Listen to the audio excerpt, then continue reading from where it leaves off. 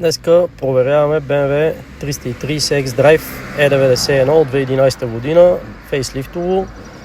Почваме първо с визуалния оглед, проверка на цялото купе.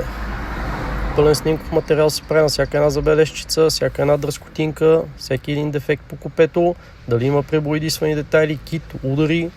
Проверява се със специална сонда след това, след което преминаваме през проверка отдолу, както и проверката на спирачната система, дискове, накладки, спирачни апарати, проверка отдолу цялото шаси за ръжда, удари и пребоядисвани елементи. Ето в случая видяхме таванчето как е имало градушка. Сега проверяваме гумите в какво състояние са. Дота им е 22 година. Гледаме дисковете, в случая няма тръп, накладките в какво състояние са. Отдолу проверяваме окачването, скъсани маншони, шарнири на крайници, луфтове, амортисьори състоянието. Гледаме кората дали е налична, има ли течове по кората, омаслявания от антифриз, масло и всякакви други дефекти.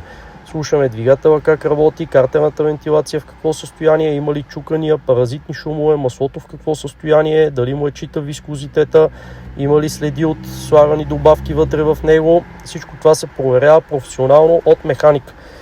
Гледаме антифриза в какво състояние, има ли масни отлагания, надува ли системата, в какво състояние са маркучите след около 2-30 минути работа, проверяват се дюзите, имат ли течове, чукания, шумове. Всеки един елемент по двигателя се проверява детайлно и обстойно. Гледа се както отгоре, така и отдолу за течове двигателя, дали има омаслявания, дали има някакви течове на антифриз и масло. След което се проверява вътре всяко едно копченце, екстра забележки по купето отвътре. Волана в какво състояние, боядисван ли е, претапициран ли е, изтъркан ли е, това цялото нещо се казва на клиента. След което се проверява тавана за течове, за омаслявания, за изгаряния от цигари.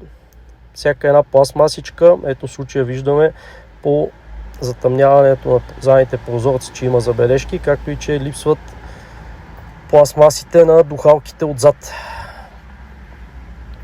Тук състоянието на багажника се гледа, дали има някакви липсващи елементи по оборудването на колата. Цялата кожа се проверява в какво състояние, показва се всеки един дефект на клиента и така, че да може да вземе информирано решение спрямо цялостното състояние на колата и какви ремонти ще й предстоят както в парична единица, така и в